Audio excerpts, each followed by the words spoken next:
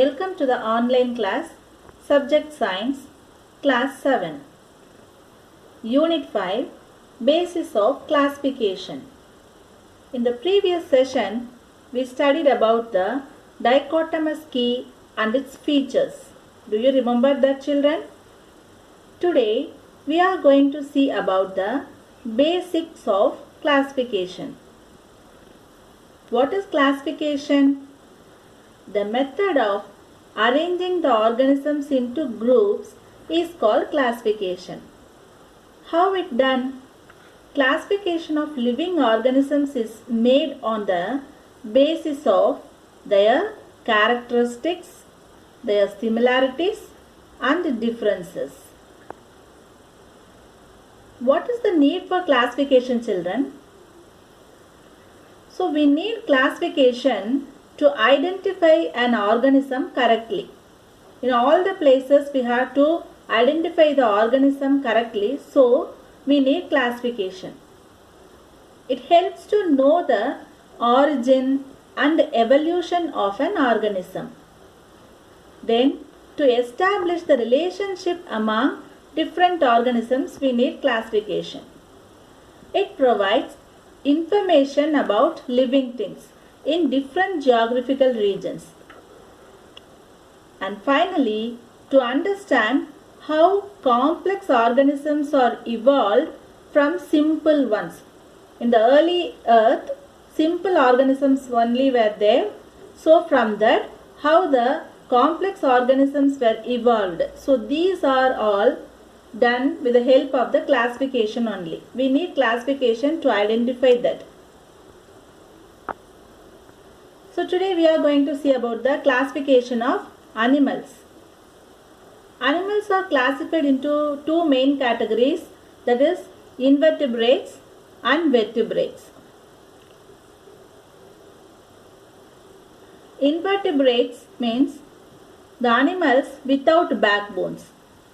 Vertebrates means animals with backbones.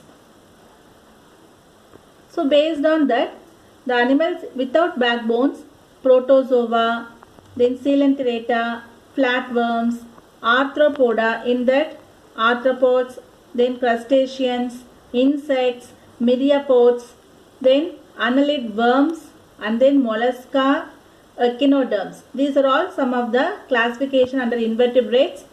Under vertebrates, we can see the fishes, amphibians, reptiles, birds and mammals. These are the classification of animals. So in the classification, one term we have to know about, that is hierarchy of categories. What do you mean by hierarchy? The system of arranging taxonomic categories in a descending order based on their relationship with other organisms is called hierarchy of categories. So this system was introduced by the scientist named Linnaeus. So the system of hierarchy is called Linnaean hierarchy. So there are 7 main hierarchies are there. We can call it as 7 kingdom also.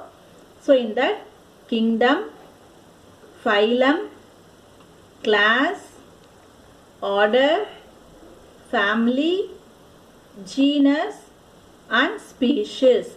These are the 7 main hierarchies of classification. So in that, species is the basic unit of classification. So based on the above 7 kingdom classification, the following table shows you the different phylums with the general features and examples of different phyla and classes. First, protozoa. Example, amoeba. They are microscopic, unicellular, and the special features are pseudopodia, that is a false-footed animals. So this is a special features. Then phylum, porifera. Example, sponges, cycon. So they are all multicellular organisms with holes in the body. Then coelenterata. Example, hydra, sea anemone, jellyfish, corals. These are all examples of coelenterata. They are also multicellular organisms and they are free swimming or solitary, colonial. Then platyhelminthes. Their examples are liver flukes, planaria, blood fluke and tapeworm. They are all acoelomates and they are parasites in our human body. Then Ascalminthus. Other name is Nematoda. Example Ascaris. They are also mostly parasites in human beings. Then Annelida. Example earthworm, Nereis, leech. They are segmented body, mostly hermaphrodite, that is bisexual and unisexual. Then Arthropoda. Example crab, prawn, millipede, all the insects, scorpion, spider, these are all comes under Arthropoda. Mostly what is the special features? They are segmented body. And then mollusca. Example cuttlefish, snail, octopus. They are soft bodied and unsegmented bodies. Then echinodermata. Example starfish, sea urchin, brittle sar, sea cucumber and sea lily. They are exclusively marine. Marine means they are lived in seas, sea or oceans. Then spines. The body contains some of the spines. So this is the special feature of the echinodermata. Next we are going to see about the phylum of vertebrates. That is chordates. Fishes, amphibia, reptilia, aves and mammals. Fishes example fish, all type of fishes, they are aquatic, cold-blooded. Amphibia example frog, toad. Then amphibians are also cold-blooded. Then 2 pairs of limbs they have and sexual reproduction. Then reptilia, they are example garden lizard, house lizard, turtles, tortoise, snakes, crocodiles and all comes under reptilia. They are also cold-blooded. They are lung-breathing animals. Then aves. Aves, that is all type of birds comes under aves. They are warm-blooded animals. And they have feathers and flying adaptations also there in the aves. Then mammalia, all type of mammals like kangaroo, cat, dog, tiger, zebra, human being, all comes under mammalia. So these are the categories, that is hierarchical categories of animals.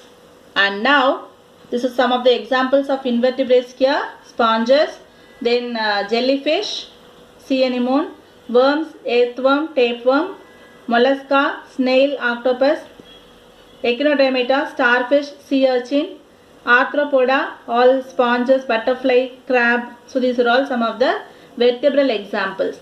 Vertebrates, fishes, frog, reptiles, crocodile and snake, and aves, all the birds, and then mammals, human being, rat, elephant. These are all the examples of hierarchical animals. Next, it is time for our home fun. I give some pictures here.